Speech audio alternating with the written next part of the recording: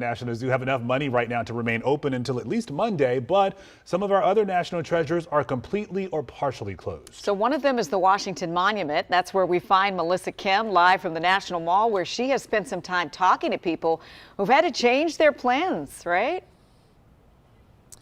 Yeah, guys, you know, a lot of tourists have been forced to go with the flow, if you will. That's what one of them told me, because they made these plans to visit D.C. well before a government shutdown was even in the conversation.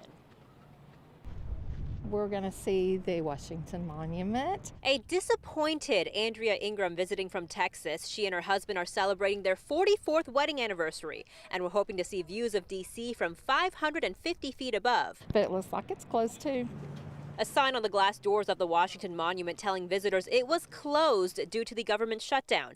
But Andrea has a plan. We have found that a lot of the museums are open, so we're going to still do some of the museums. For some others, like Miriam, who owns this food truck on Constitution Avenue Northwest, it's not as easy. The business, everybody, very slow. No sell, because the food truck, a lot of food truck, they're the same.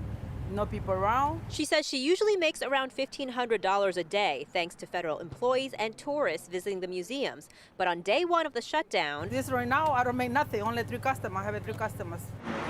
3.5 miles north at the gates of the Smithsonian National Zoo, Nikki Farrison and her 2-year-old daughter Izzy are taking their weekly visit to see their favorite animals. The flamingos and the birdhouse and the small mammals and the monkeys. She hopes the shutdown is resolved quickly because she says the Smithsonian is quite literally an institution here in the district. Oh, I think it's so important because I think people come from all over just to see these museums because they're free and they plan their family trips to come here. But for now, she and the Ingrams are going to make the best of it. There's always going to be problems, and maybe not a shutdown, but there's always going to be problems. Just go with it. God will lead us.